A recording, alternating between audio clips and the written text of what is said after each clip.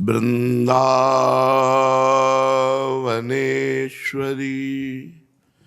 तवैव पदारविंदम प्रेमामृतैकमकरंद रसौघपूर्णम् हृद्यर्पितं मधुपते स्मरतापमुग्रं निर्वापयत् परम शीतलमाश्रयामि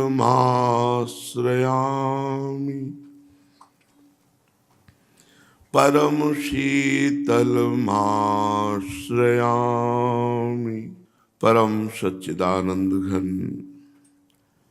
प्रेमानंद स्वरूप नवनिवृत्त निकुंज महामहिम परम पावन श्री वृंदावन धाम के लाडिले प्राणाराध्य प्राण प्रिय श्री युगल सरकार श्यामा श्याम समस्त सहचरी वृंद खग मृग पशु पंछी तरुलता श्री यमुना दस रानी जू रजरानी जू समस्त ब्रजवासी परिकर के चरणों में कोटिशाह प्रणाम कोटिशाह नमन नमस्कार। शरणागत उपासक को अपने आराध्य देव का सदैव बल लेकर निर्भय रहना चाहिए। हमारा जीवन प्रभु के चरणों में समर्पित है। अब हमें कोई परवाह नहीं है, क्योंकि हमको गिराने वाली प्रभु की माया ही है।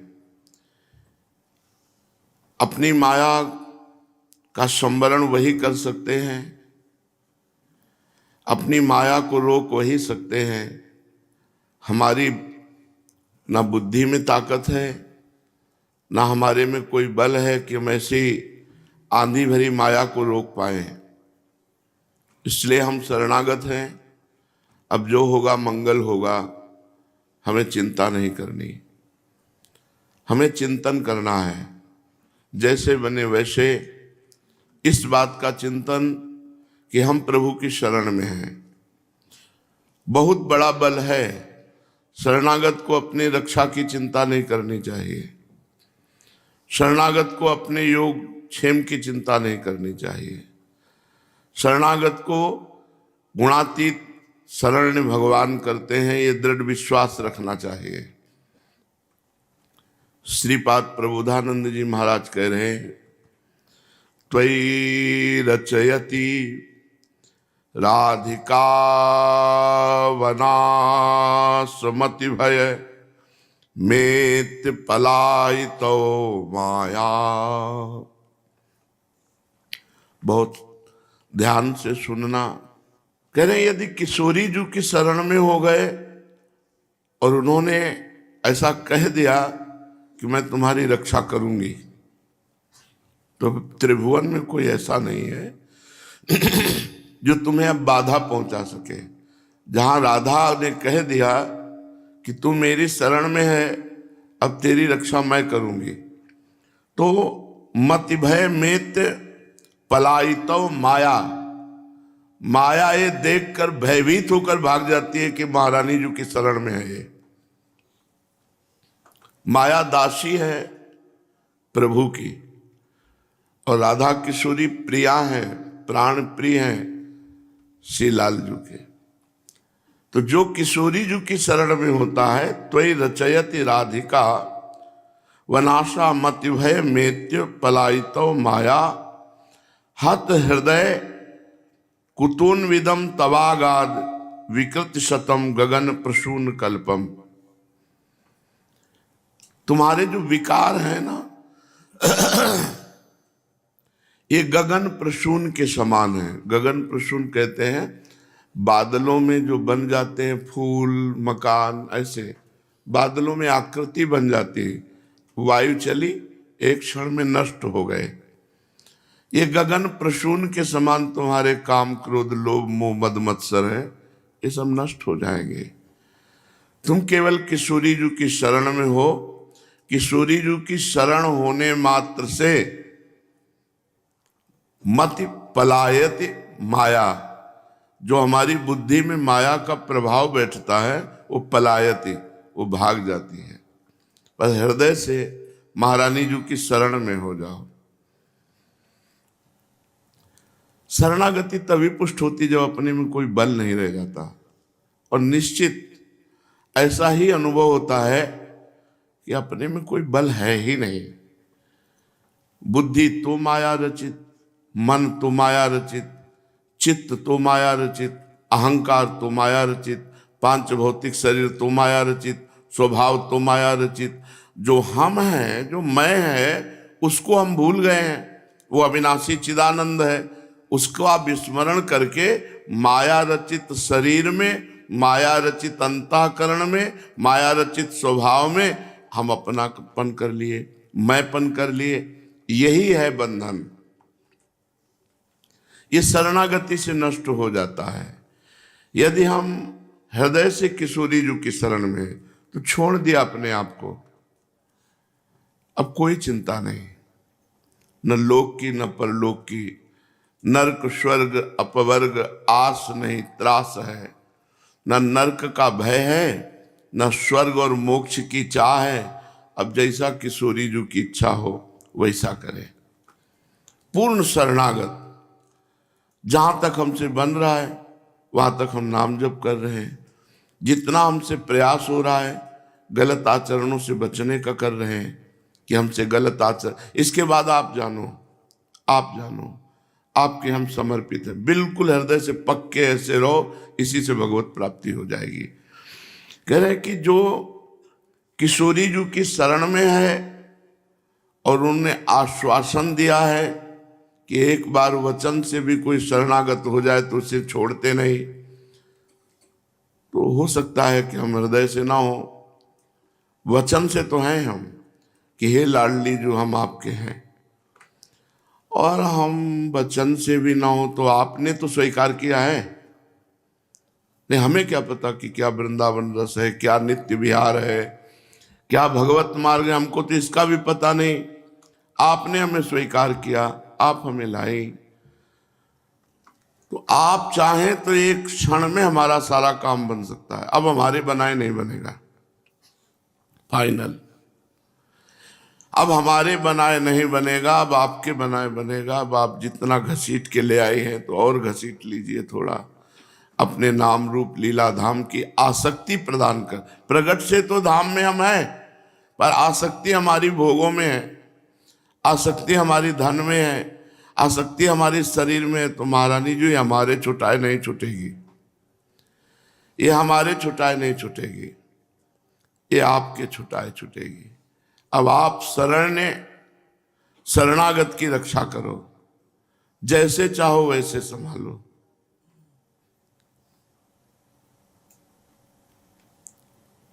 क्या प्रयास, कितना प्रयास, अपना कितना प्रयास। अपने तो बस शरीर पोषण को ही साधना माने हुए हैं। रात दिन जो साधना का मार्ग है कि रात दिन रुदन करते हुए आपको पुकारे, वो सब सामग्री नहीं है।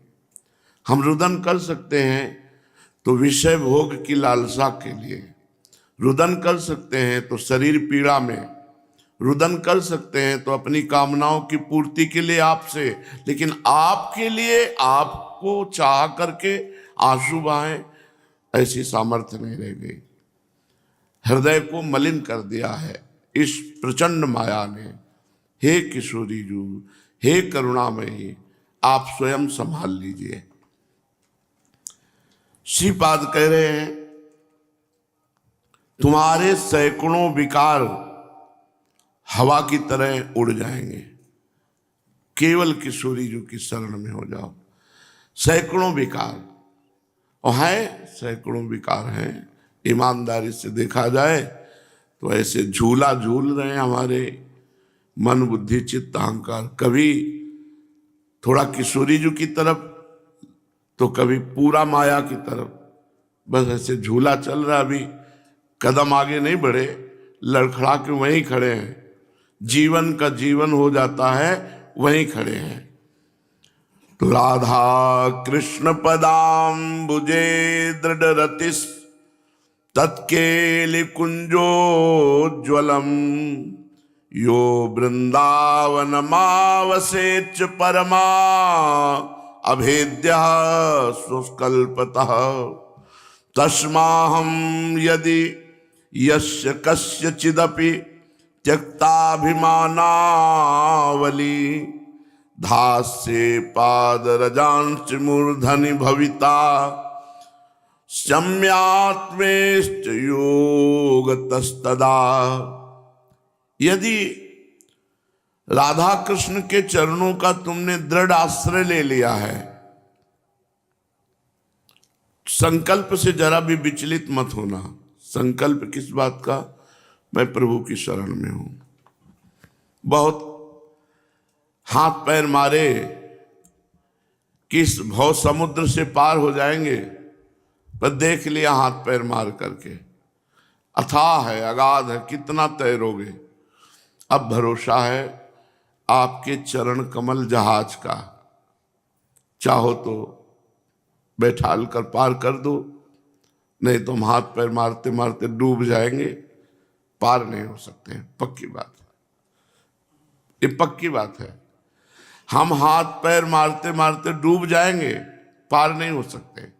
पार होने का एक ही उपाय है, आपके श्री चरण कमल रूपी जहाज में हमारे मन को, हमारे चित्त को स्थान मिल जाए। दे दे स्थान। अब ये सोचे कि तुम मन और बुद्धि को जैसे भगवान आदेश करते, मैं ये व मन आधत स्वमय बुद्धि निवेश है, मेरे में मन लगा दो, मेरे पहाड़ में चढ़ के आ जाओ और हम तुम्हें गले लगा लेंगे। भाई आप ही टांग में बल दो, आप ही हाथ में बल दो कि हम पहाड़ चढ़ जाएं। ये पहाड़ चढ़ना है, मन को भगवान में लगाना। ये नाना प्रकार के विषय पहाड़ है, इनको लांग करके भगवान का दर्शन प्राप्त करना है। पहाड़ के समान है। जो बातें बनाते हैं वो बात तो अलग है, लेकिन जो चलते हैं उनको ये बात समझ में आती है। ये दुर्गम पहाड़ है।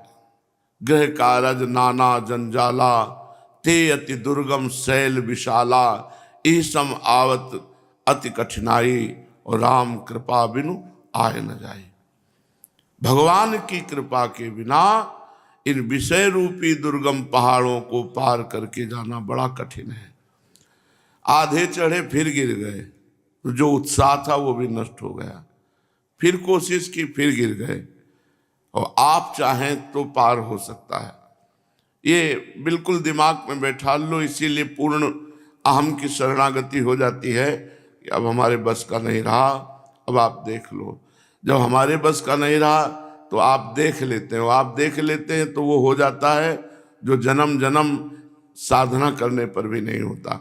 इसलिए करें, तुम अपना पक्ष दृढ़ रखो कि हे राधा कृष्ण, हे श्यामा श्याम, हम आपकी शरण में हैं।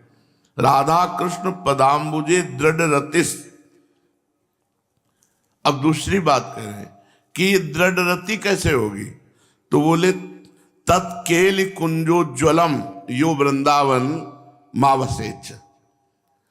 जिनकी रसमयी केली जहां हो रही है उसी धाम वृंदावन, बिना वृंदावन का आश्रय लिए, बिना वृंदावन में आए, वृंदावन के रसिकों का संग किए, वृंदावन में आसक्ति हुए, ये राधा कृष्ण पदाम्बुज दृढ़ रति नहीं हो सकती। श्री गदाधर भट्ट जी का सखी हो श्याम रंग रंगी, जब ये पद श्री जीव गोस्वामी के कर कमल में आया तो पढ़ा और गदाधर जी की छाप देखी तो उन्होंने कहा कहाँ रहते हैं, तो वृंदावन में तो है नहीं। बोले नहीं। तो बोले ऐसा कैसे हो सकता है कि वृंदावन के रज का सेवन किए बिना, किशोरी जी के चरणों का आश्रय लिए बिना, कोई श्याम रंग में रंग जाए। श्याम रंग का होता है अर्थ, शब्दार्थ में तो ये लगता है कि श्री कृष्ण के रंग में रंगना, और रहस्यार्थ होता है महामाधुर्य रस, श्रृंगार रस। श्याम रस को श्रृंगार रस भी कहते हैं। बिना वृंदावन रज का सेवन किए, बिना किशोरी जी की आराधना किए कोई श्रृंगार रस में कैसे रंग सकता है? सखी हो श्याम रंग रंगी, ये महामाधुर्य रस, श्रृंगार रस, ये कैसे कोई रख सकता है? तो उनके जन्मभूमि जहां रहते थे तो 2 शिष्यों को भेजा। प्रातःकालीन ब्रह्म मुहूर्त वेला में उनकी जन्मभूमि पहुंचे तो गांव के किनारे कुआं था, वहीं गदाधर भट्ट जी अपनी नित्य क्रिया करके दतून कर रहे थे। देखा वैष्णव, तत्काल दंडवत हुई। तो उनका यहाँ कहीं गदाधर भट्ट जी का घर है, उनसे हमें मिलना है। कहां से आप आए हैं? कहा वृंदावन।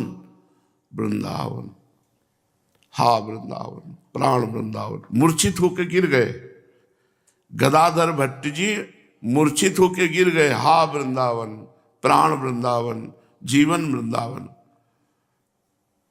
जो जीव गोस्वामी के शिष्य गए थे कि इनको क्या हो गया, वृंदावन नाम सुनते ही ये तो मूर्छित हो गए।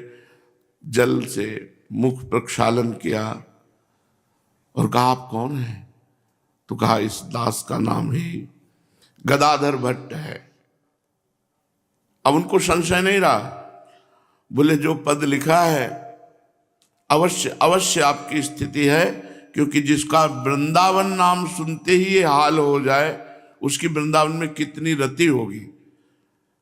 आपको पूज्य श्री जीव गोस्वामी ने स्मरण किया है, वो वैसे ही चल दिए, वहीं से वैसे ही चल। अब आजीवन अखंड वृंदावन वासी बड़े महापुरुष हुए गदाधर भट्ट जी। जब श्री भगवान की कथा कहते तो सब प्रेम रंग में डूब जाते, ऐसे महापुरुष।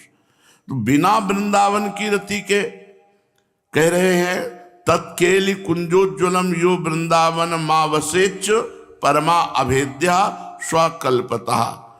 श्री वृंदावन में रति हुए बिना, वृंदावन की आसक्ति हुए बिना, वृंदावन का वास स्वीकार किए बिना प्रिया प्रीतम के चरणों में रति कैसे हो सकती है? जब तक वृंदावन की रज का सेवन नहीं, वृंदावन के रसिकों का संग नहीं। तस्माहम यदि यस्य कस्य चिदपि त्यक्ताभिमानावली धास्य पादरजांश मूर्धनि भविता शम्यात्मेष्ट योग्यस्तदा। यदि अभिमान त्याग करके रसिकों की चरण रज को माथे पे लगाओ। जब गुरुदेव भगवान की श्री अंग सेवा का सौभाग्य मिला था, जैसे मानसरोवर जा रहे, गिरिराज जी जा रहे, तो पीछे हट करके यही काम करते थे, हर चरण चिन्ह को। तो आज भी इतने बड़े डिब्बा में रज रखिए, रोज उस रज को, महापुरुषों की रज का सेवन, चरण रज का सेवन। वृंदावन की प्रत्येक कण महापुरुषों की चरण रज है, प्रिया प्रीतम की चरण रज है। अगर वृंदावन की रज का सेवन किया जाए, अभिमान त्याग करके वृंदावन के रसिकों के चरणों में मस्तक नवाया जाए, तो अपने अभीष्ट युगल किशोर की सेवा की योग्यता प्राप्त हो जाएगी। युगल किशोर से श्यामा श्याम की सेवा की योग्यता प्राप्त हो जाएगी। श्री राधा श्याम सुंदर के चरणों में दृढ़ रति पाने के लिए वृंदावन का आश्रय, वृंदावन की रज, और हो सके तो जितने मिनट, जितने घंटे, जितने दिन वृंदावन का वास, इसी से प्रिया प्रीतम के चरणारविंद की दृढ़ शरणागति होगी। और यदि किशोरी जी की शरणागति हो गई तो तुम चिंता मत करो, ये माया पलायन अपने आप भाग जाएगी। हजारों विकार ऐसे उड़ जाएंगे जैसे बादल बनते हैं और वायु का झकोरा आता है, सब छिन्न भिन्न हो जाते हैं। ऐसे लाडली जी महाराज की कृपा आएगी और हमारे को निर्विकार कर देगी। हम तो इसी सहारे में हैं, हमारा कोई बल नहीं है। बस ये है कि जैसे हम छोटा बच्चा गंदा पड़ा है पर भरोसा है कि माँ जिस दिन नजर करेगी उस दिन सब गंदगी दूर करके और अपने योग्य बना लेगी। वो श्रृंगारित अपने कर कमल से करे, स्वयं च सकला कलाशु कुशली कृता न कदा सुरास मधुरोत्सवे किमपि वेशयेत स्वामिनी। स्वामिनी स्वयं अपने कर कमल से अपने शरणागत को सहचरी भाव के योग्य, सहचरी के जितने सद्गुण वो सब स्वामिनी जी प्रदान कर देती है, जो स्वामिनी जी को सुख पहुंचाने की वृत्ति है। बस अपने को ऐसे मानना है, ऐसे चलना है। अब भाई किसी के बल हो तो पता नहीं, अपने को तो लगता है कि हमारी अंगुली भी नहीं हिल सकती प्रभु की पावर के बिना। साधना तो बहुत बड़ी की बात है, ये ऐसे अंगुली नहीं हिल सकती, उन्हीं के पावर से अंगुली हिल रही, उन्हीं के पावर से जो हो रहा है। तो अपने व्यर्थ में अभिमान अभी तक ढो रहे थे कि हम ये करेंगे, हम ये करेंगे, हम ये करेंगे। जब पता चला तो ये चला कि हम कुछ करने लायक ही नहीं है, बस कृपा करा रहे हैं। तुम्हारी कृपा, तुम्हारी रघुनंदन, जाने भगत भगत और चंदन। आपकी कृपा से ही भक्तजन जान पाते हैं कि आप उनके हृदय को शीतल करने वाले हैं, आपकी कृपा से। श्रीपाद प्रबोधानंद जी महाराज कह रहे, अये राधा पदाम्बुज महा नाराधयति ये दतुष्टायाम तस्याम न खलु सुलभस तद्वशा हरि। यदि कोई कितनी भी साधना कर ले, जब तक हमारी किशोरी जी की शरण में नहीं आता, हमारी किशोरी जी प्रसन्न नहीं होती, तब तक हरि की प्रेम लक्षणा भक्ति नहीं प्राप्त कर सकता, हरि को नहीं प्राप्त कर सकता। अये राधा पदाम्बुज महा न आराधयति चे दतुष्टायाम तस्याम न खलु सुलभस तद्वशा हरि। बिना वृंदारण्याश्रयणमपि तस्याः पदयुगम समाराब्धुम शक्यम कथमपि च नान्यत्र प्रकटम। बहुत सुंदर सिद्धांत कह रहे हैं। बिना किशोरी जी के चरणों की आराधना के हरि जिस प्रेम लक्षणा भक्ति से वश में होते हैं, वो प्रेम लक्षणा भक्ति नहीं मिल सकती। और बिना वृंदावन की रज का सेवन के राधा किशोरी की आराधना नहीं हो सकती। बिना वृंदावन के, बिना वृंदावन रज के राधा किशोरी की आराधना नहीं हो सकती। इसलिए समाराब्धुम शक्यम कथमपि च नान्यत्र प्रकटम। बिना श्री जी के चरण कमल की आराधना के ये प्रेम लक्षणा भक्ति, हरि की अधीनता, ये दुस्साध्य है। इसलिए सबको चाहिए कि किशोरी जी को प्रसन्न कर लो, बहुत जल्दी प्रसन्न होती है। हमारी लाडली जी की प्रसन्नता के लिए केवल केवल केवल इसकी जरूरत है। अखिल कोटि ब्रह्मांड नायक परात्परीश भगवान श्री कृष्ण जिनके अधीन है, उनको, वो तो स्वयं प्रेम मूर्ति है, सांद्रानंद घन प्रेम मूर्ति किशोरी। केवल अपनापन चाहिए, ये ठसक चाहिए कि हमारी लाडली जो। हरिवंश महाप्रभु की शरण होने मात्र से ये ठसक आ जाती है। हरिवंश महाप्रभु के चरणारविंद का शरणागत राधा किशोरी का अनन्य होगा, ठसक होगी। देखो, आप लोगों को कभी बैठ करके सिखाया नहीं गया कि कैसे अनन्य हो जाए, ये मत करो, वो मत करो। उपासना सम्यक रूप से भागवत गीता वेदांत सब चलता है यहाँ, लेकिन आप अपने हृदय में देखो क्या चलता है। शरणागत हो तो आप ईमानदारी से देखो, क्या आपके अंदर श्री जी के सिवा, हम मानते हैं विषय चिंतन होता होगा, लेकिन अन्य चिंतन नहीं हो सकता।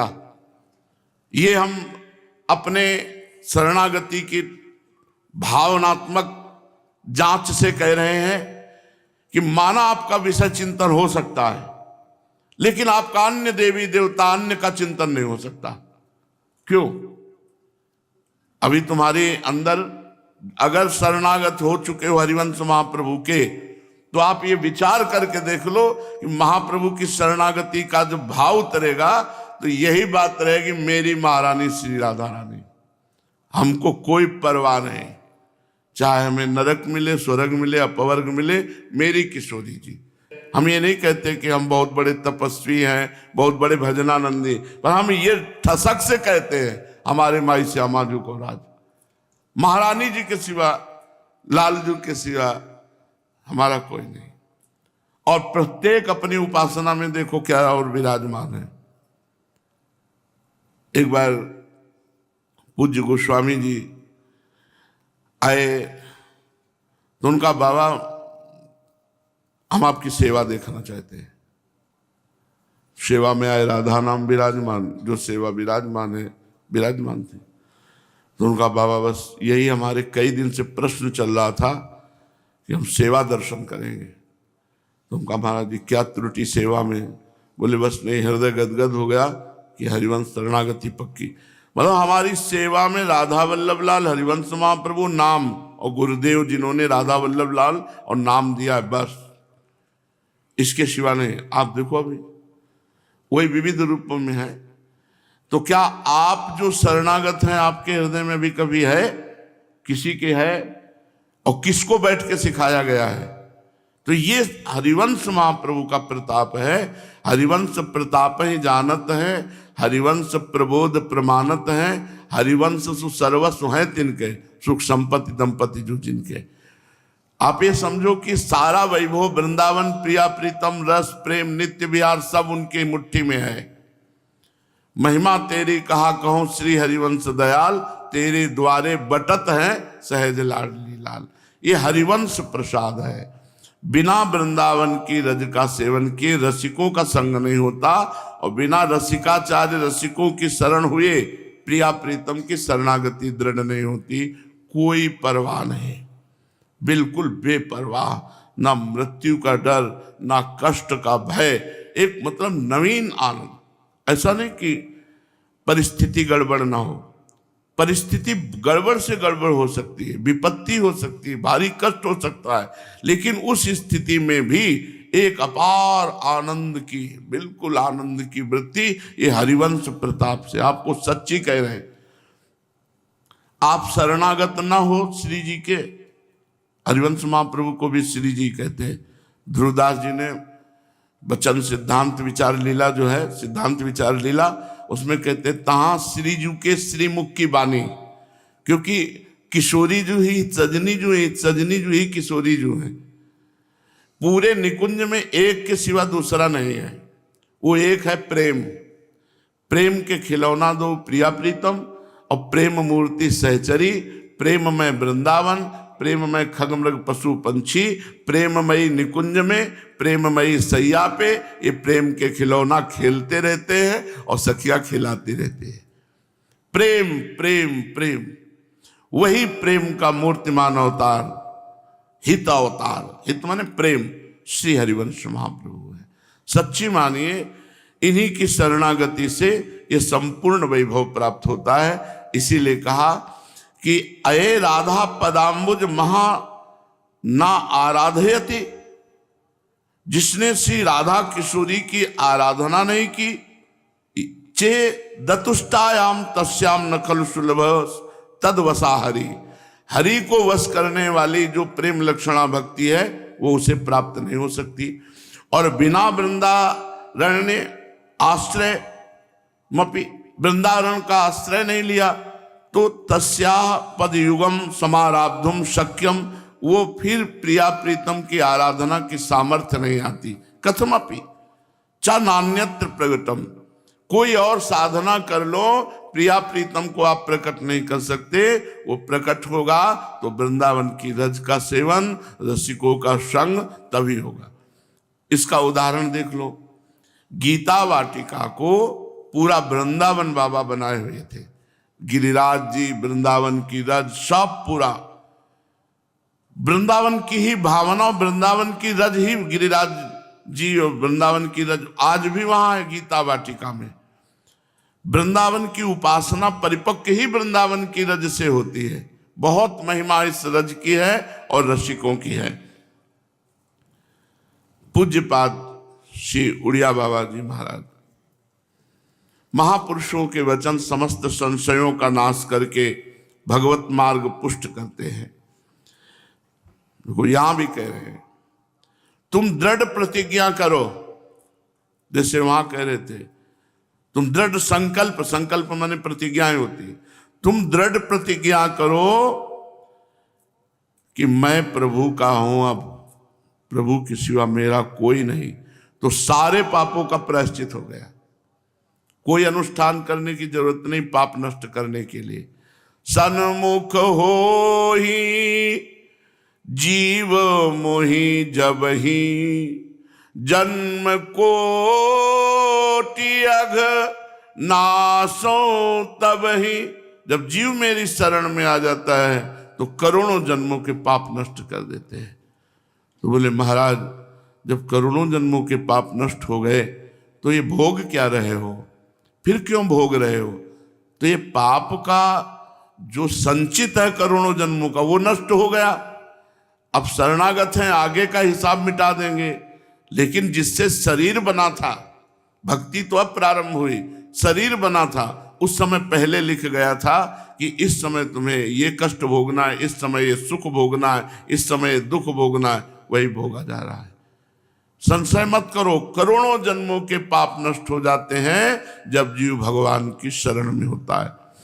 शरणागति पुष्ट करने के लिए प्रतिज्ञा करो, नियम लो कि हम प्रमादवश स्थिति को कभी स्वीकार नहीं करेंगे। प्रमादवश जो नहीं करना चाहिए वो करना, और जो करना चाहिए वो नहीं करना, ये प्रमाद हम कभी अपने जीवन में नहीं आने देंगे। कभी हम प्रमादवश वो कार्य नहीं करेंगे जो नहीं करना चाहिए। यदि वो कार्य हो जाए तो फिर उसका प्रायश्चित करना चाहिए। स्वयं निर्णय ले लो या महापुरुषों से निर्णय ले लो कि हमसे ये गलती हुई, इसका क्या प्रायश्चित हो सकता है। तो जैसे गुरुजन हैं, आज्ञा कर दे 3 दिन भोजन नहीं करना और बराबर 9 परिक्रमा लगाओ वृंदावन की, 3-3 परिक्रमा रोज, और भोजन नहीं करना, पानी पे रहो, बिल्कुल प्रायश्चित हो गया। आगे से वो अपराध ही नहीं बनेगा। जैसे प्रायश्चित के लिए ही तो काठिया बाबा के काठ डाल दिया गुरुजी ने। गुरुजनों के शासन को स्वीकार करना बड़ा कठिन है। प्रारब्ध भोग बुरा से बुरा आएगा तो भोगना पड़ेगा, और गुरुदेव दंड दे दे, प्रारब्ध नष्ट कर दे, गुरुदेव दंड दे दे, जन्म जन्म के पाप नष्ट कर दे, तो गुरुदेव के दंड को सहर्ष स्वीकार करना बहुत कठिन है। अरे गुरुदेव अगर दंड दे दे तो माया दंड देना बंद कर देगी और वो जीवन मुक्त हो जाएगा, भगवत प्राप्ति हो जाएगी। तुम्हारी बुद्धि खराब है। तो यदि हमें नियम में प्रमाद स्थिति आ गई और गुरुदेव हमको दंड दे दे, बहुत बड़ा मंगल हो जाए, बहुत बड़ा मंगल हो जाए। गुरुदेव के द्वारा दंड दिया हुआ मतलब खत्म। ब्रह्मा की विधान से आप बाहर हो चुके, अब गुरुदेव के विधान में आ गए। पर यह बात समझ में कम आती है। और गुरुदेव दयालु हैं, वो कभी ऐसा दंड देते ही नहीं है जो हम सह ना पावें। सबसे बड़ा दंड होता है विरह। जाओ, इतने वर्ष हमारे सामने मत आना। अगर वो सच्चा शिष्य है तो उतने वर्ष में ही भगवत प्राप्त होके आ जाएगा, भगवत प्राप्त होके आ जाएगा। पर गुरुदेव के दंड को किसी सौभाग्यशाली को सहन करने की वृत्ति होती है, नहीं तो वो फिर निंदा करने लगता है, वो विरोध करने लगता है। जब आप नियम की पूर्णता का निर्वाह करेंगे तो आपके हृदय में एक प्रसन्नता जागृत होगी, और वही प्रसन्नता भगवत प्राप्ति कराती है। प्रसन्नात्मा ब्रह्मभूता, प्रसन्नात्मा, प्रसन्नात्मा ब्रह्मभूता, ब्रह्मभूता प्रसन्नात्मा, न सोचती न कांक्षति। अरे बातों को पकड़ो, ये महापुरुषों की बातें हैं।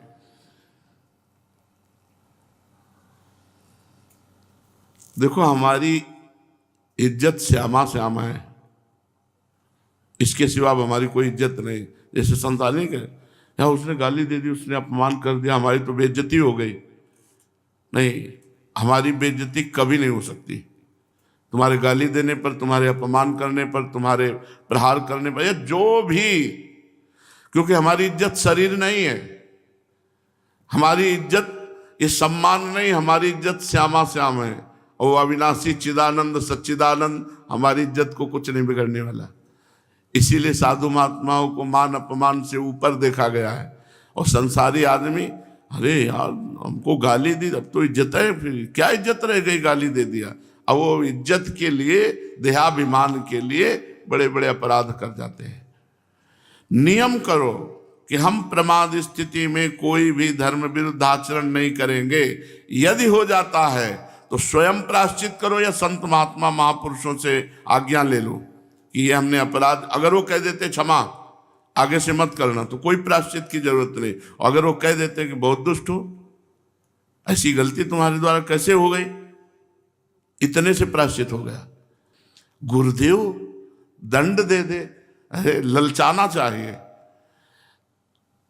दंड पाने के लिए भगवान श्री कृष्ण ने सुदामा के साथ जब देखा कि सुदामा जी को दंड रूपी अमृत मिल रहा है, तो भगवान भी वही पाठ भूलने वाली प्रक्रिया, तुम भी वही, भगवान भी दंड रूपी अमृत प्राप्त करने के लिए, गुरु दंड रूपी अमृत प्राप्त करने के लिए, जिनकी श्वासों में वेद बसे हुए हैं, जिनकी श्वासों से वेद प्रकट हुए हैं, वो हरि भूल गए, पाठ भूल गए।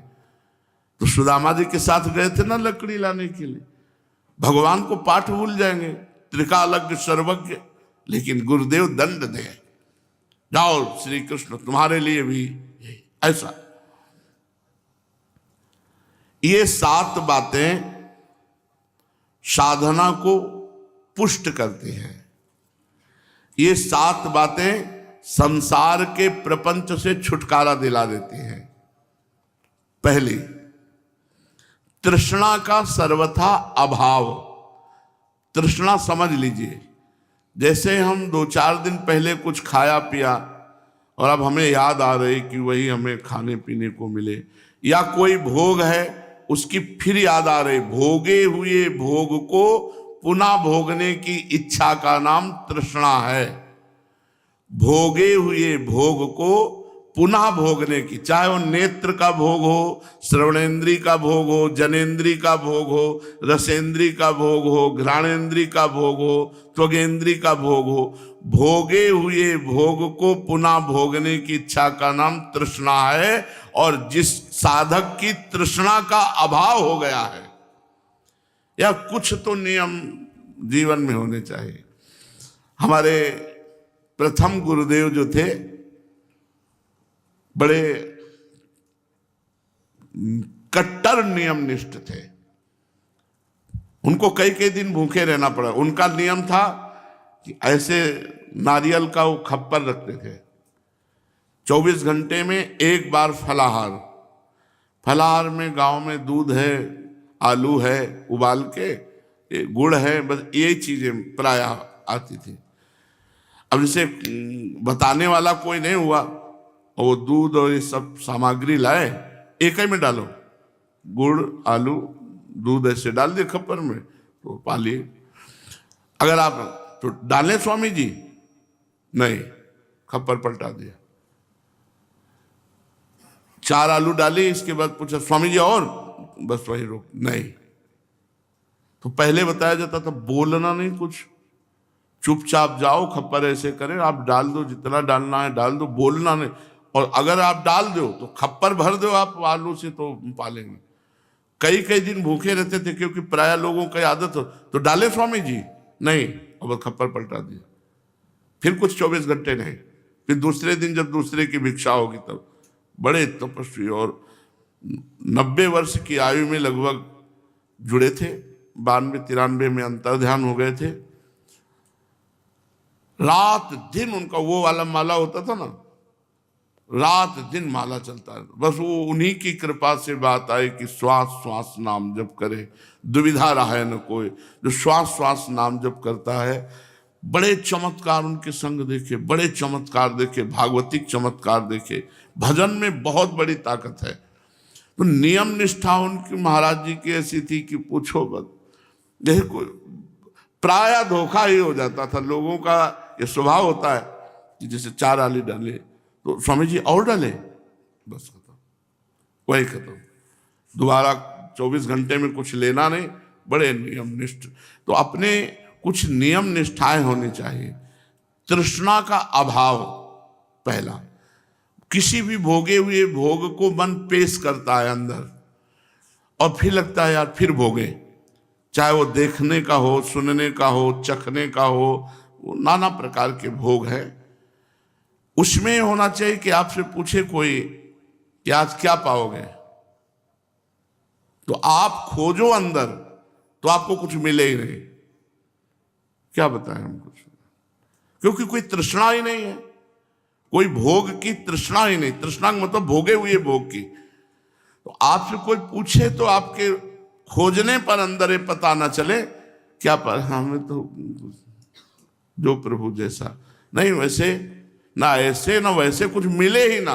मतलब बनावटी नहीं, अंदर घुस के देखा कि अंदर कोई इच्छा तो कोई इच्छा ही नहीं। भोगे हुए भोग की पुनः भोगने की इच्छा, तृष्णा, तृष्णा का सर्वथा अभाव। सर्वथा अभाव बड़ा कठिन है, देख लो भाई। तृष्णा का सर्वथा अभाव, और ये तृष्णा डाइन ही सबको खाए जा रही। उसी भोग को बार बार भोग भोग करके हमारी तृष्णा बढ़ती जाती है और पूरा जीवन नष्ट हो जाता है। दूसरा, अपने धर्म पालन के लिए कष्ट सहना। धर्म पालन के लिए कष्ट सहना। हम आपको सत्य कहते हैं, शरीर का अभ्यास जैसा कर लो वैसे हो जाएगा। मार खूब टोपी मफलर और दुनिया की सामग्री, तो भी आप वैसे शीतलता के प्रभाव से कुछ नहीं तो कुछ नहीं। इस चमड़ी को जैसे रखो वैसे ही रहना जानती है।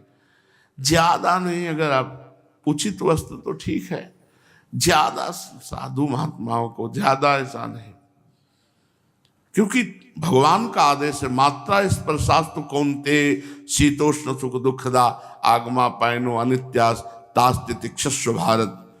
एक बूढ़े महात्मा झोपड़ी में रहते थे, खूब भजन करते थे। तो एक आर्मी के बहुत बढ़िया धनी मानी थे, तो आए, देखा कि वैसे उघार रहते थे, सर्दी का समय। तो उनका स्वामी जी स्वेटर नहीं पहने, तो बोले बच्चा है ही नहीं तो क्या पहने। हो गए और नया स्वेटर लेके बढ़िया ला के दिए। तो दूसरे दिन आए, स्वामी जी स्वेटर कैसा रहा? बोले बहुत बढ़िया है। बोले पहना? बोले पहना तो नहीं, वो टंगा है। तो बोले स्वामी जी पहन लो। पहनना नहीं, आप ले आए हो, जब आपका मन हो तब आप ले जाना, वो टंगा है, पहनने की इच्छा ही नहीं है। अरे अब आज नहीं तो कल जाना, जाना तो कमा के जाओ यार, गंवा के काहे को जाओ। खूब नाम जप करो, थोड़ा भोजन कर लियो, हमें जाना है यहाँ से, खूब नाम जप। ये दीवारें तुम्हारे साथ नहीं जाएंगी, रुपया पैसा साथ नहीं जाएगा, ये शरीर साथ नहीं जाएगा, चाहे जितना पेट बढ़ा ले हो। भजन परायण, भजन परायण। तो कह रहे हैं धर्म पालन के लिए कष्ट सहना। श्री स्वामी अनंग बोधाश्रम स्वामी जी महाराज 18-20 के थे। चित्रकूट में रामलीला हो रही थी। बड़े गौर से रामलीला पूरी देखे। जब राम जी को 14 वर्ष का वनवास दिया गया तो रो पड़े। उसी समय भागे वहां से, और गंगा का किनारा कि जब मेरे प्रभु को वनवास हो गया तो अब इतनी तन्मयता, महापुरुष थे, इतनी तन्मयता कि अब मैं घर कभी नहीं लौट सकता, मेरे प्रभु का वनवास हो गया। बहुत रोते हुए भागे वहां से। और गंगा किनारे किनारे असनी घाट है, वहां जब आए तो स्वामी शंकरानंद जी महाराज उनके चरणों में गिरे, कहा महाराज जी मुझे सन्यास दे दो। तो उनका बेटा तुम्हारी सन्यास की अवस्था नहीं, सन्यास 30-35 के बाद ही दिया जाता है, क्योंकि 30-35 तक जो स्वभाव होता है वो पता चल जाता है। स्वामी जी ने देखा उनकी लगन, तो कहा वैसे शास्त्र नियम के अनुसार तो सन्यास नहीं देना चाहिए, पर तुम्हारी विकलता और लगन देखकर लगता है कि तुम निर्वाह कर जाओगे, इसलिए सन्यास दे देते हैं। तो दूसरे दिन सन्यास पद्धति में सब वस्त्र उतरा दिए जाते हैं, गंगा जी में खड़ा किया जाता है और वहां पूछा जाता है हाथ उठा के बोलो संसार में तुम्हारा कौन है। तो पहला उत्तर होता है नारायण, नारायण के सिवा कोई नहीं। तब सन्यास पद्धति प्रारंभ होती। पूरी पद्धति हुई दिगंबर। फिर गुरुजी ने लंगोटी दी, ये लो तन ढकने के लिए। तो उनका गुरुजी अब नहीं, एक बार दिगंबर हो गया, अब नहीं। हमारे यहाँ छवि रखी है वो स्वामी जी की, क्या मंगल मूर्ति, ऐसे बढ़ी हुई जटाएं, दिगंबर नंग धड़ंग बालवत एकदम। तो पूरा जीवन गंगा किनारे वैसे ही रहे, खुला, सर्दी गर्मी बरसात। गर्मी में गंगा जी की बालू ऐसी हो जाती है कि चना डालो तो भुन जाए, ऐसी गर्म, और उसी में महाराज पड़े रहते। जैसा शरीर को बना लो भाई वैसे ही। एक महात्मा को चित्रकूट में देखा, शिला, त्रिकोण शिला, मतलब ऐसे लेवल नहीं, ऐसे शिला थी मंदाकिनी के बीच में, और उसी शिला पे ऐसे। तो हमें तो लगा कि कोई पधार गए। तो हम पूछा युगल किशोर से कि भैया ये पधार गए क्या बिल्कुल उसमें? तो उनका नहीं, बहुत उच्च कोटि के महात्मा है, और रात्रि में वहीं, और दिन में जब दोपहर में तो वहीं। तो हम कहा इनसे तो मिलेंगे हम। और गर्मी का दिन, और मोटा मलेट्री वाला कंबल, नहीं काला कंबल नहीं होता, वो ओढ़े होते। तो हमारी बड़ी जिज्ञासा बनी कि इन महात्मा से, और वो ऐसे मुंह पूरा ढके उसी शिला पे। मंदाकिनी की कोई बहुत बड़ी धारा नहीं है, अनुसुईया जी के पास जो गए तो ऐसे दिखाई देता था कि वो है।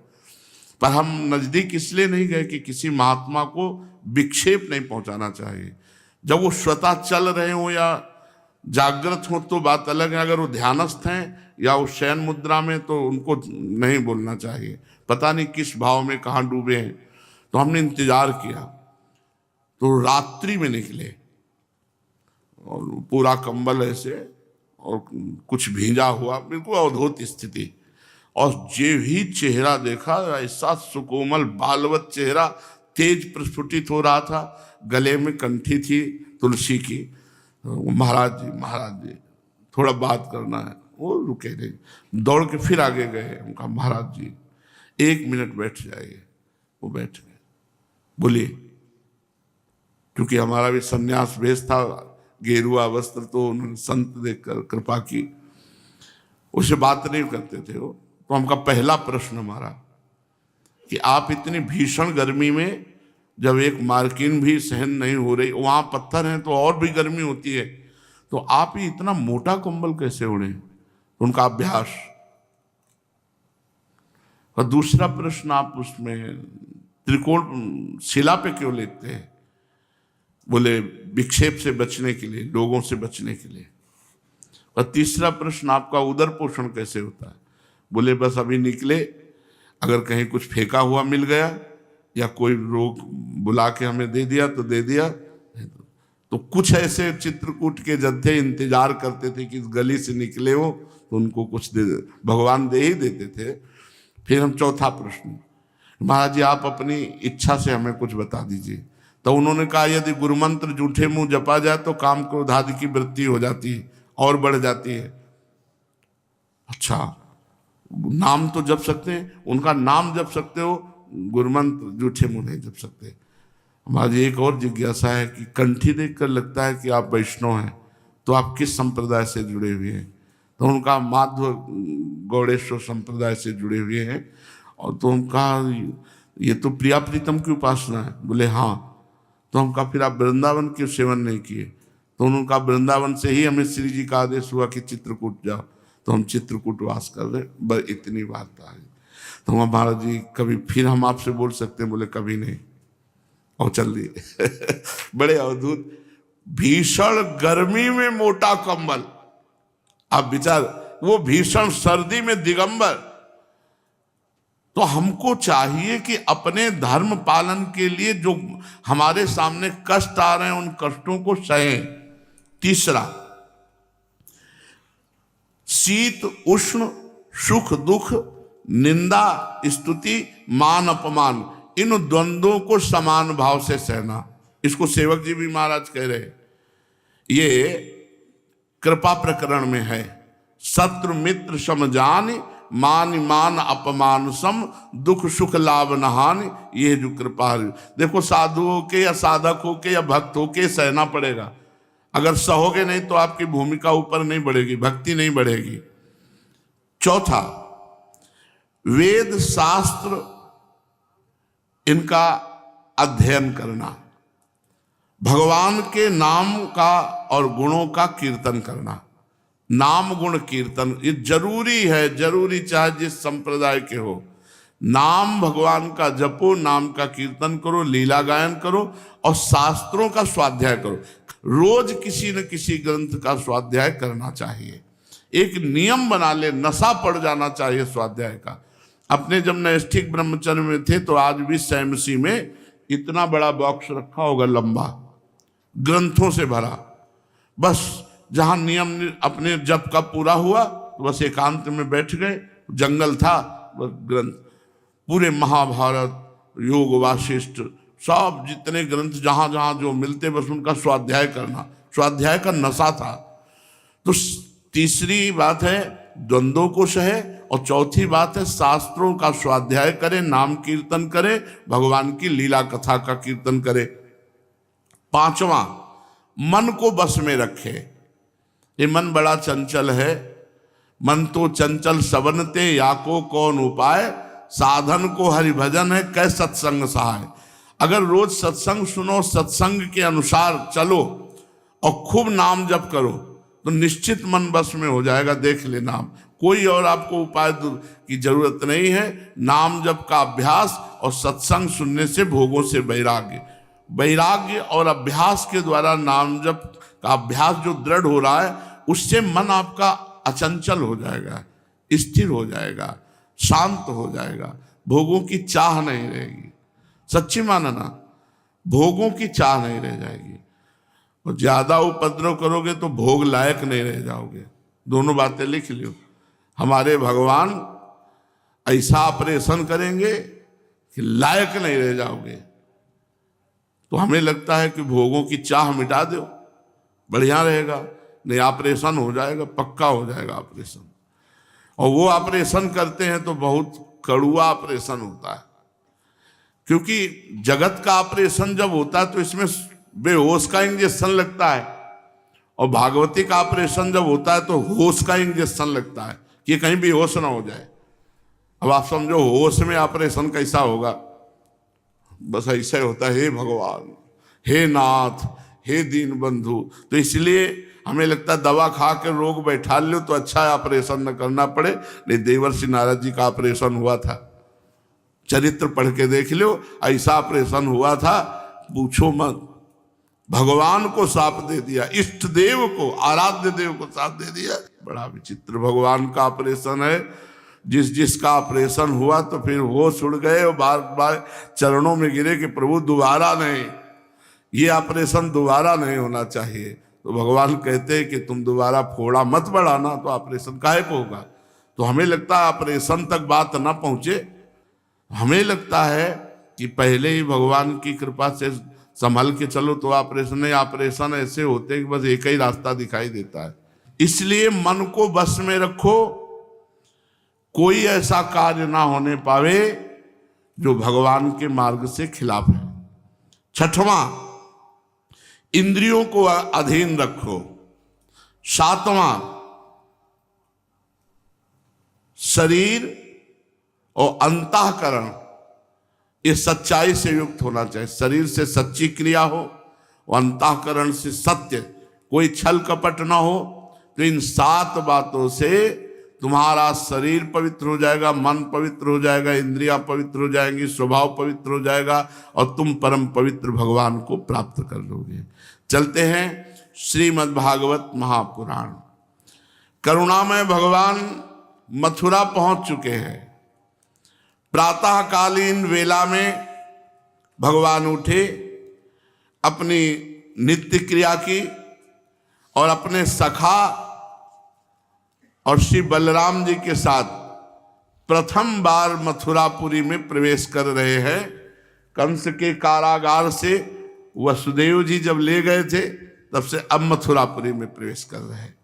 ताम संप्रविष्टो वसुदेव नंदनौ व्रतौ वयस्यैर नरदेव वर्तमना द्रष्टुम समीयुस्त्वरिताः पुरस्त्रियो हर्म्याणि चैवारुरुहुर्नृपोत्सुकाः। हल्ला मच गया पूरी मथुरापुरी में। गौर सुंदर बलराम जी, श्याम सुंदर श्री कृष्ण चंद्रजू पधार रहे हैं पूरे मथुरा में, क्योंकि महिमा सबने सुनी थी। अगासुर बकासुर पूतना इन सबको मारा, ऐसे सुंदर ऐसे महिमा में गिरिराज जी को उठाया, ये सब लीलाएं तो सबके हृदय में था कि श्री कृष्ण का हम पहले दर्शन करें। अब उस समय राजपथ से भगवान चल रहे थे, तो जब सामने सूचना मिली कि श्री कृष्ण आ गए, अब 9 युवतियां कैसे श्री कृष्ण, अपार भीड़ भगवान को घेरने लगी मथुरापुरी की। तो चतुर्थी मथुरापुर की जो नारियां युवतियां वो ऊपर अटारी पे चढ़ गई और वहां से फूल ऐसे, तो जब फूल ऐसे तो भगवान ने तो आंख में आंख मिल गई, दर्शन हो गए। कोई कोई वस्त्र धारण कर रही थी तो जितना वस्त्र वैसे ही भागी दर्शन के लिए। कोई कुंडल कंकन जो आभूषण जहां पहने थी वहीं से छोड़कर, जैसे गोपियों की दशा। कोई एक आंख में अंजन आज पाई थी, कोई भोजन कर रही थी, कौर फेंक के दौड़ पड़ी।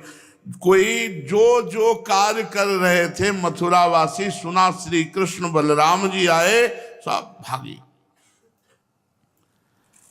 श्री कृष्ण मत वाले गजराज के समान मस्ती से चल रहे थे।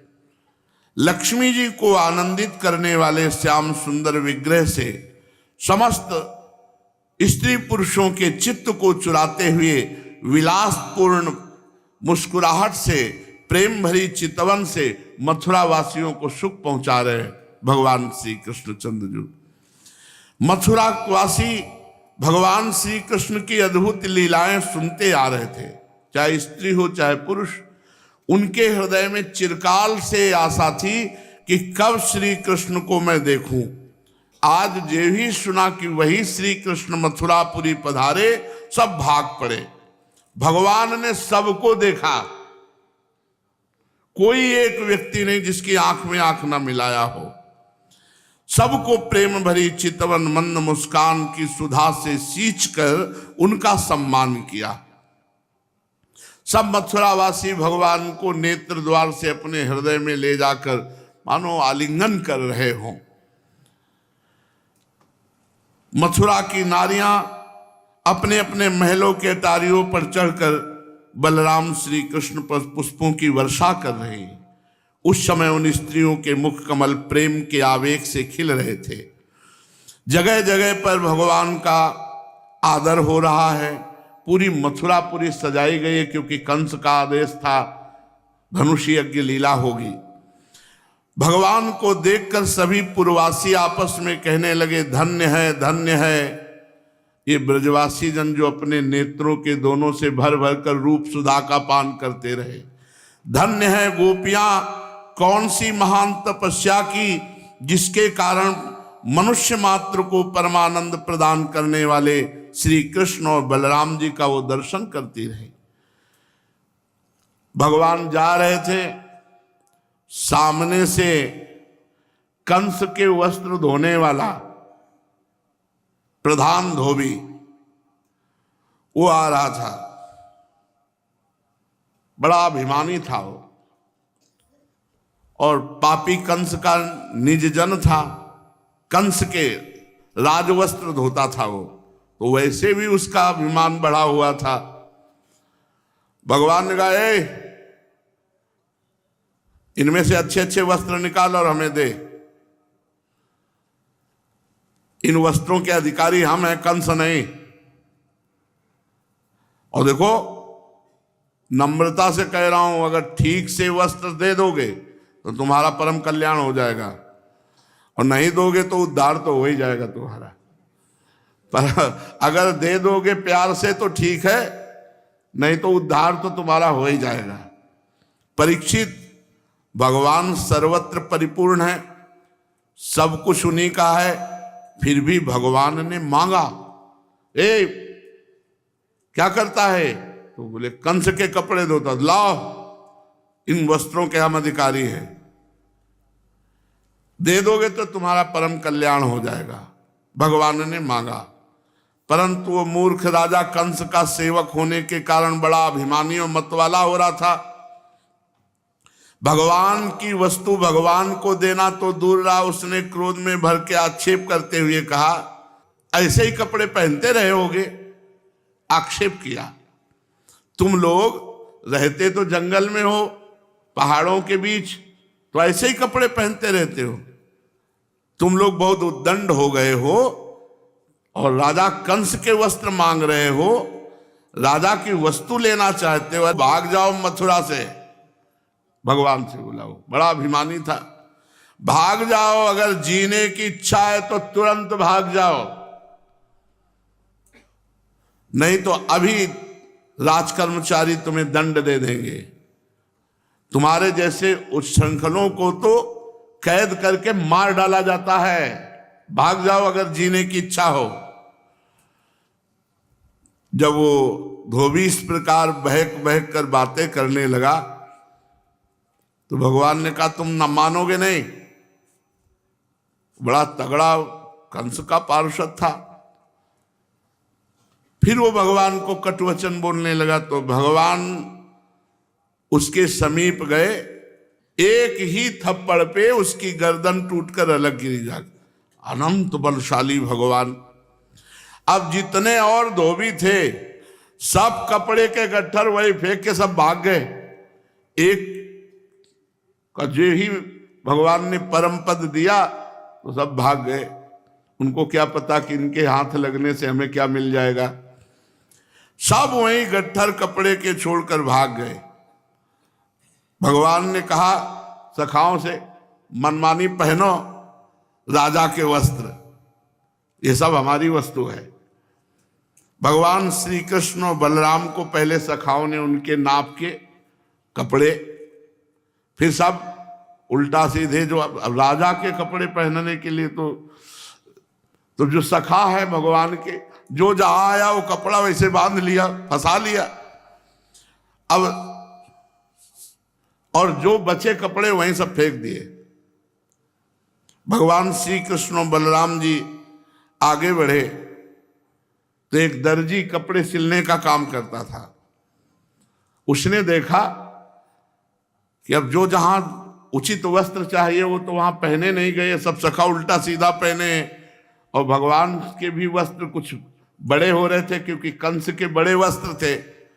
वो दर्जी आकर के भगवान को साष्टांग दंडवत किया और पहले तो अनुपम सौंदर्य भगवान का पान किया।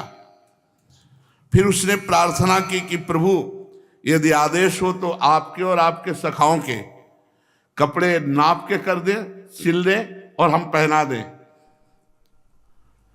क्योंकि ये अभी अपनी अपनी जगह कपड़े हैं नहीं, क्योंकि सखा सब भगवान के। बलराम जी और श्री कृष्णचंद्र जी इशारा दे दिए, ठीक है।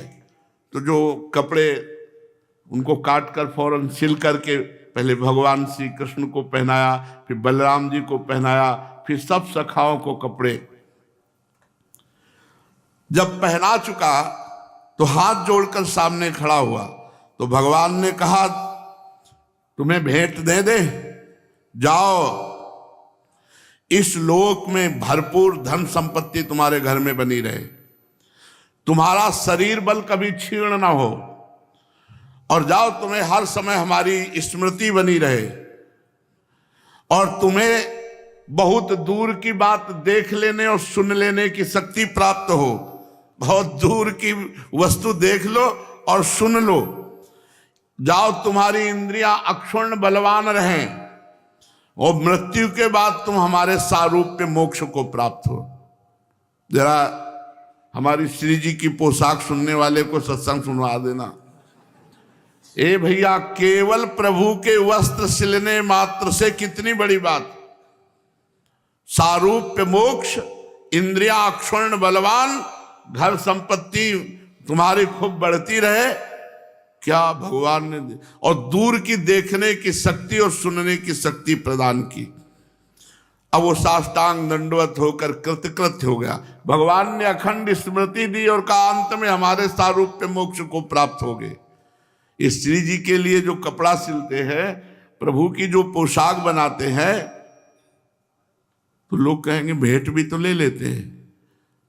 सेवा की भेंट नहीं होती। कितनी भेंट होगी? भेंट तो एक तुच्छ वस्तु होती। मान लो 1000, 2000, 4000, भगवान ये नहीं देखते, भगवान सेवा को देखते। अब उसके परिवार पोषण के लिए चाहिए तो अलग है ही है, लेकिन जो सेवा पहुंच रही श्री जी की, वो सुखद, वो तुम्हारे जीवन को इतने से ही देख लो ना। एक एक सेवा की बात सुनते जाना। वस्त्र नहीं दे रहा था तो परम पद दे दिया। अगर जो श्री जी के लिए वस्त्र प्यार से दे तो उसको क्या दे देंगे? धोबी दे थोड़ी रहता। तब भगवान ने परम पद दे दिया। और अगर प्रभु के चरणों में दंडवत करके दे देता तो अपना प्रेम दे देते। देखो क्या क्या दिया। उस दर्जी को इस लोक में भरपूर धन संपत्ति और बल ऐश्वर्य, अपनी स्मृति, दूर तक देखने सुनने की शक्ति और इंद्रियां अक्षुण्ण बलवान रहे, मृत्यु के बाद सारूप्य मोक्ष प्रदान किया। अब तो बढ़िया सुंदर कपड़ा सब पहनकर सखाओं के साथ, बीच में कृष्ण बलराम, आसपास सखा। आगे देखा तो एक घर था, सुदामा माली नाम था। उस सुंदर फूल मालाएं बनाकर कंस को भेंट करता था। जे ही सामने दरवाजे के पहुंचे, वो भाग कर निकला, भगवान के चरणों में दंडवत हुआ, सिर रखकर भगवान के चरणों में प्रणाम किया नजदीक जाकर। फिर भगवान से कहा कि घर पधारो। तो भगवान उसके घर गए, पास में ही, मार्ग में ही था। उसने भगवान के चरण पखारे, हाथ धुलवाए, सुंदर आसन पर बैठाला। ग्वाल बालों सहित जब बैठ गए तब उसने भगवान की पूजा की और सुंदर सुंदर मालाएं सुगंधित फूलों की भगवान को धारण कराई। माला बनाने वाले सखी भावापन्न जन सुनो कि क्या फल होता है माला पहनाने का। प्रभु को जो आप लोग जैसे सखियां लगे ही रहती हैं, 10, 15, 20 श्रृंगार ही बनाती रहती हैं। जब भगवान को माला पहनाई और प्रार्थना की कि प्रभु आपके दोनों के दर्शन से हमारा जन्म सफल हो गया, आज हमारा कुल पवित्र हो गया, आज हमारे पितर, ऋषि और देवताओं के ऋण दूर भाग गए, हम उनसे मुक्त हो गए। तीनों ऋणों से मुक्त हो जाता है जीव जब भगवान का साक्षात्कार करता है। आज हम पर आप संतुष्ट हुए भगवान, तभी आपका दर्शन हुआ। प्रभु आप दोनों संपूर्ण जगत के परम कारण हैं। आप संसार के अभ्युदय, उन्नति, निश्रेयस, मोक्ष के लिए इस पृथ्वी पर अपने ज्ञान बलादि अंशों के साथ अवतीर्ण हुए हैं। प्रभु जो आपसे प्रेम करते हैं, आप उनसे बहुत प्रेम करते हैं। आप अपने भजन करने वालों का भजन करते हैं, फिर भी आपकी दृष्टि में विषमता नहीं है, क्योंकि आप सारे जगत के परम सुहृद आत्मा हैं। अगर आप एक बार कृष्ण बोलोगे तो भगवान आपकी याद किए पक्का। भगवान याद न करे तो तुम कृष्ण बोल ही नहीं सकते। सुदामा माली ने कहा प्रभु मैं आपका दास हूं, आप दोनों मुझे आज्ञा कीजिए कि मैं आपकी क्या सेवा करूं। भगवान जीव पर बड़ा अनुग्रह होता है, बड़ा पूर्ण कृपा प्रसाद होता है जब वो आपकी सेवा करता है। बड़ी कृपा होती तब सेवा मिलती प्रभु की। सुदामा माली ने भगवान के चरणों में पुनः प्रणाम किया और सुंदर सुंदर सुगंधित मालाओं के आभूषण माला से सब धारण कराए सखाओं को और प्रभु को। सुदामा माली जब ऐसे सुंदर भगवान को फूल माला धारण कराए तो भगवान ने कहा, सुदामा माली मैं बहुत प्रसन्न हूं, वरदान मांगो। मैं समस्त प्राणियों का आत्मा हूं, सर्वस्वरूप हूं, क्या चाहिए? तो उसने कहा, प्रभु हमें तो कुछ मांगना ही नहीं आता, हमें पता ही नहीं कि क्या मांगा जाए आपसे। प्रभु मुझे पता नहीं कि क्या मांगा जाए। तो भगवान ने कहा, जाओ मेरे चरणों में अविरल प्रेम लक्षणा भक्ति की प्राप्ति हो और मेरे भक्तों से तुम्हारा प्रेम हो जाए, ये वरदान दिया। ये वरदान भगवान के प्रेमी भक्तों से प्रेम, प्रेम लक्षणा अविचल भक्ति, समस्त प्राणियों के प्रति अहेतुक दया भाव तुम्हारे हृदय में जागृत हो जाए। इति तस्मै वरम दत्वा श्रियम चान्वय वर्धनीम बल मायुर यशा कांतिर निर्जगाम सहाग्रजा। देखो क्या क्या दिया, अविचल प्रेम लक्षणा भक्ति, भक्तों से प्रेम, समस्त जीवों पर दया का भाव और ऐसी लक्ष्मी दी जो वंश परंपरागत बढ़ती रहे, साथ में अपार बल और आयु दी, कीर्ति दी, कांति दी, इसका वरदान भगवान ने दिया। जो भगवान को रोज माला बनाते हैं, पुष्पों के आभूषण बनाते हैं, पहनाते हैं, सीधे भगवत प्राप्ति है। अगर आपको एक फूल भी की सेवा मिली तो बहुत भाग्य बनाओ, आपको एक बीता भी पोछा लगाने को मिला तो बहुत भाग्य बनाओ। भगवत सेवा भगवत कृपा से प्राप्त होती है। तो दर्जी को निहाल कर दिया और सुदामा माली को निहाल कर दिया। परीक्षित इसके बाद भगवान श्री कृष्ण अपनी मंडली के साथ राजमार्ग में आगे बढ़े। जे भी आगे बढ़े तो एक नवयुवती स्त्री आ रही थी। मुख तो बड़ा सुंदर था पर शरीर कुबड़ा था, इसी से उसका नाम कुब्जा था, कुब्जा। और वो राजा कंस को चंदन अर्पित करती थी। वो हाथ में चंदन का पात्र लिए थी। भगवान श्री कृष्ण प्रेम रस का दान करने वाले हैं। उन्होंने कुब्जा से कहा, क्या है इसमें? राजमार्ग से वो आ रही थी तो उसने कहा, इसमें चंदन है। तो तुम कौन हो? सच सच बतलाओ। उसने कहा, मैं कंस को ये अंगराग चंदन लेप प्रदान करती हूं, तो अगर ये चंदन हमें दे दोगी तो तुम्हारा शीघ्र कल्याण हो जाएगा। उस कुब्जा ने कहा, परम सुंदर, वैसे तो मैं कंस की दासी हूं, महाराज मुझे बहुत प्यार करते हैं और मेरा नाम 3 जगह से टेढ़ी थी, त्रिविक्रा, कुब्जा है। मैं कंस को चंदन लगाने का काम करती हूं। मेरे द्वारा तैयार किया हुआ चंदन और अंगराग ये भोजराज कंस को बहुत अच्छा लगता है, पर आपने कहा कि मुझे दे दो, तो हमें लगता है हे श्याम सुंदर, हे गौर सुंदर, तुमसे बढ़कर तो कोई उत्तम पात्र हो ही नहीं सकता। और उसने भगवान को चंदन लगाया। चंदन लगाते लगाते उसका मन भगवान ने चुरा लिया। मन चुरा लिया। वो मंचूर है क्या? सबके चुराते, अपने लोगों क्यों नहीं चुराते? टेढ़े मेढ़े सबके चुरा लेते हैं। अपने लोग तरस रहे कि चुरा ले महाराज, तो कह रहे नहीं चुराएंगे। अरे नहीं चुराएंगे ही, यही तो हालत है। नहीं, अगर चुरा ले तो उसकी पहचान है। गदगद कंठ सुधारा प्रवाहित रोमांच, हर समय भगवत चिंतन।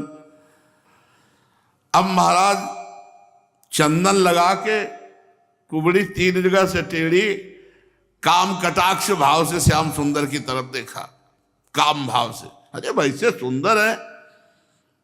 भगवान अपने सखाओं की तरफ देख के मुस्कुरा दिए। सखाओं की तरफ देखकर मुस्कुरा दिया। भगवान श्री कृष्ण के सांवले शरीर पर उसने पीले रंग का, बलराम जी के गोरे शरीर पर लाल रंग का चंदन लगाया। बहुत सुंदर पत्रावली भी की। भगवान देखे कि कुब्जा बहुत आकर्षित हो रही, तो कहा तुम्हें सुंदरी बना दें। अब वो तो कुब्जा थी, मुख तो सुंदर था ही, चलो तुमको सुंदरी बना देते हैं। अपना चरण उसके चरण में रख कुब्जा के, और जरा करिए ऐसे क्या सीधी हो गई, बढ़िया सुंदरी। वैसे सुंदर मुखारविंद था, अब श्याम सुंदर के चरण और श्याम सुंदर का कर कमल, ऐसे कर कमल लगाया और चरण वैसे सीधा किया तो एकदम सीधी हो गई। जे भी सीधी हुई वो इतनी सुंदर लगने लगी जैसे मतलब कोई अप्सरा उतर। अब तो श्याम सुंदर का स्पर्श हो गया। अब उसने पकड़ लिया पीताम्बर श्री कृष्णचंद्र जी, चलो घर चलो। भगवान बलराम जी की तरफ देखे कि दाऊ दादा के सामने मजाक कर रही। उसने पीताम्बर पकड़ लिया भगवान का और मुस्कुराते हुए कहा, अब घर चलो, अब हम कंस के दरबार ले जाएगी, घर चलो। भगवान ने कहा ऐसा नहीं। उसने कहा ऐसा कैसे, आपने हमारे चित्त को मत डाला, मैं आपकी अब दासी हो गई। बलराम जी के सामने जब कुब्जा ऐसे कहने लगी तो भगवान ऐसे मुंह ढक कर ग्वाल वालों की तरफ देखे, ग्वाल वाल भी मुस्कुरा दिए। भगवान ने कहा सुंदरी, तुम्हारा घर सांसारिक व्याधि मिटाने के लिए है, अभी हमारी बहुत बड़ी व्याधि है कंस, पहले इसको पटक के मारेंगे फिर तुम्हारे घर आएंगे, पक्का आएंगे तुम्हारे घर। देखो हमारे जैसे बेघर बटोहियों के लिए तो तुम्हारे जैसों का ही घर है। भगवान ने विनोद किया, मीठी मीठी बातें की। दूसरे का पक्का हो गए, भगवान ने कहा पक्का आएंगे, और गए। भगवान गए भी थे, भगवान गए भी, लेकिन कुब्जा का प्रेमियों में नाम नहीं आता। कुब्जा भगवान के सुख के लिए प्रेम नहीं कर रही, कुब्जा अपने सुख के लिए, इसलिए चर्चा तो उसकी भगवान व्यासदेव जी ने की है, लेकिन भगवान व्यासदेव जी ने उसको दुर्भगा कहा है, दुर्भगा। और गोपियों को की वंदना बड़े बड़े ब्रह्म ऋषियों ने की है, क्योंकि श्री कृष्ण प्रेम में मतवाली थी। अब भगवान ने कहा तुम जाओ, निश्चित तुम्हारे घर आएंगे, और जैसे तैसे उसे पीताम्बर छुड़ाया और विदा किया। पर हम तो प्रणाम करते हैं कुब्जा जी को कि कम से कम हमारे प्रभु के माथे पे चंदन लगाया, पीताम्बर पकड़ने को मिला, उनसे मीठी मीठी बातें हुई, भगवान ने विनोद किया। झगड़ा करना पड़ेगा। अरे आपके लिए दुर्लभ क्या, तो आप अपने घर में बुला लिए, छुप के मिलने की, वो सभा में अगर आपको दर्शन देना चाहे तो केवल आप ही देख सकते हैं, तो क्या परेशानी है इनको। बोले नहीं निर्वासनिक हो जाओ। तो कैसे हो जाए वासनिक? बोले हमसे प्रेम करो तो, अरे एक बार मुस्कुरा के दिखा दो, बस प्रेम ही प्रेम आप ही से हो जाएगा, आप ही के सब लट्टू हो जाएंगे। मोहन की मुस्कान बड़े बड़े ब्रह्म ऋषियों को अधीन कर ली। नहीं, झगड़ा करना पड़ेगा। स्तुति करते करते तो बहुत दिल हो गए। नरसिंह मेहता जी ने कहा, बहुत नाराज होके बोले वो तुम्हारी बुआ है जो उससे तुम मिल गए, वो तुम ऐसे ऐसे खूब नाराज हुए कि जिससे देखो उससे मिल जाते हो, आप हमसे नहीं मिलते हो। ग्वारिया बाबा नाराज हुए, जा तुम्हारा हमारे बिना काम चल सकता है तो हमारा भी तुम्हारे बिना चल सकता है। तो सखा भाव के सिद्ध महापुरुष थे, सामय के मिल गए थे। सामय के ही रमण रीति में ग्वारिया बाबा को भगवान ने दर्शन दिए।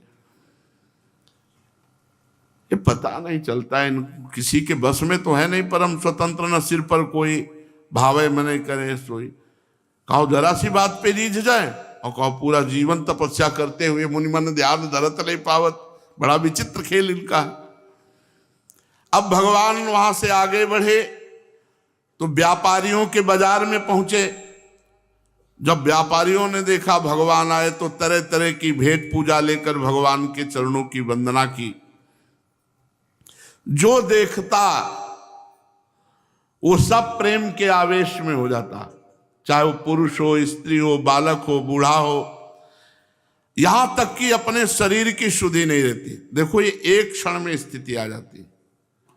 मजाक कर रहे हैं, अरे एक बार मान लो प्रकट हो जाए सब, हाँ कृष्ण पागल हो गए प्रेम में, क्या परेशानी उनको, उनका कुछ घट जाएगा क्या?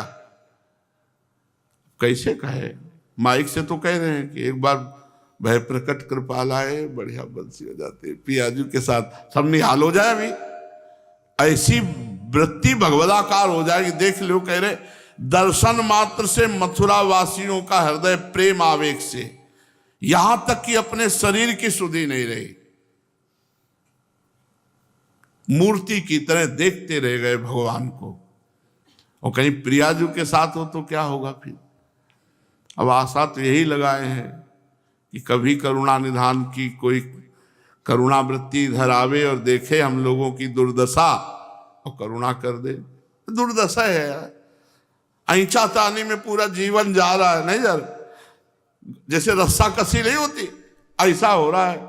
काम क्रोध लोभ मोह मद मत्सर उधर लगकर घसीट रहे हैं, और साधक बेचारा कभी इधर घसीटता है, कभी उधर घसीटता है। बड़ी दुर्दशा है। निरंतर भगवदाकार वृत्ति तो केवल उनकी कृपा से आती, पक्का आती कृपा से। देखो ना, देह शुद्ध गई। अब यही तो साधना का फल है कि देह शुद्ध न रहे। थे बचन मिथुन मुख निसरत, सुन सुन देह दशा किन भूलो। हमें ऐसा रोना दे दो, हमें तड़पना दे दो महाराज कि हम आपके लिए व्याकुल हो जाएं। देखो कभी तो सुनेंगे, सुन तो रहे हैं मद भक्तायत्री गायंती तत्व तिष्ठा विनारदा, तो है यहाँ नाम वाणी जहाँ है, सुन तो रहे हैं। कभी सुन ले, सुनने की बात तो ये है कि अभी प्रकट कि ले हम आ गए, अरे अच्छा महाराज बड़ा आनंद आ जाए। अरे उनका घर है, उनका घर है वृंदावन, प्रकट हो जाए तो क्या चला जाएगा। जब सनक सनंदन सनातन सनत कुमार ने भागवत की तो प्रकट हो गए थे भगवान। बड़े बड़े महापुरुष प्रकट होकर के, जैसे नारद जी, प्रहलाद जी, सुखदेव जी, सब प्रकट होकर नाच रहे थे। भगवान प्रकट हो गए थे जब शनकादि भगवान की चर्चा कर रहे थे।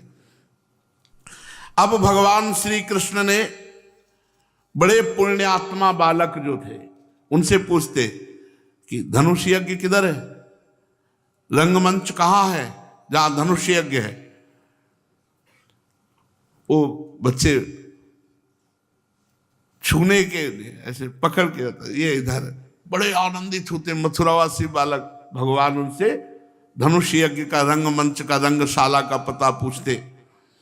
भगवान ने जाकर देखा बहुत बहुमूल्य अलंकारों से जटित खूब सजा हुआ धनुष रखा हुआ है और बड़े वीर सैनिक उस धनुष की रक्षा कर रहे।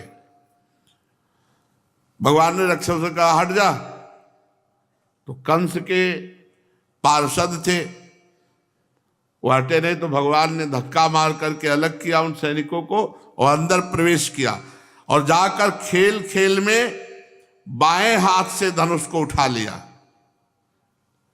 और उस पर डोरी चढ़ाई और एक क्षण में खींचकर बीचों बीच से उसको तोड़ करके दो टुकड़े कर दिए।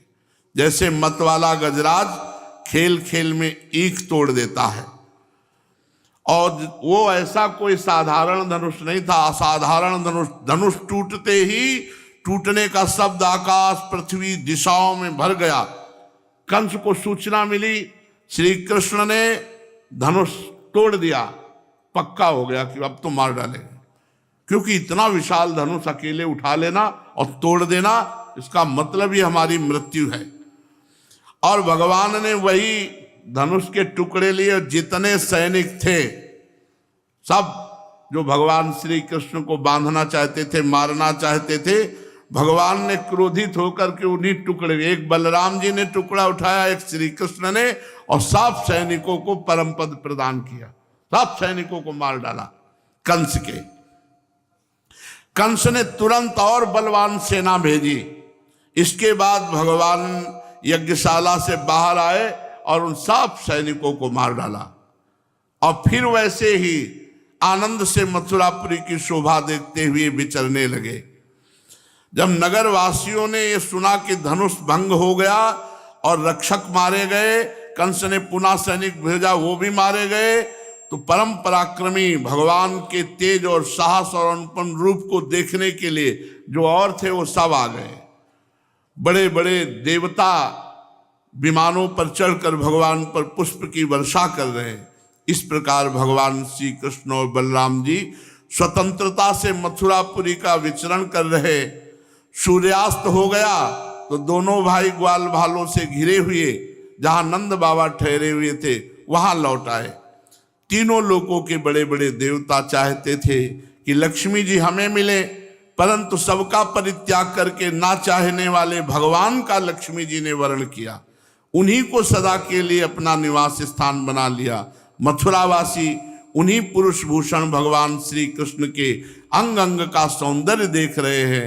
उनका कितना सौभाग्य है। ब्रज में भगवान की यात्रा के समय गोपियों ने विरहातुर होकर मथुरावासियों के संबंध में जो जो बातें कही थी वे सब यहाँ अक्षरशः सत्य हुई। सचमुच भगवान परमानंद प्रदान करने वाले हैं। समस्त मथुरावासी परमानंद में मगन हैं। भगवान बाबा के पास रात्रि व्यतीत कर रहे हैं, भोजन आदि पाकर आराम कर रहे हैं। फिर आगे जो लीला है वो आगे वर्णन हो। श्री राधा वल्लभ लाल की।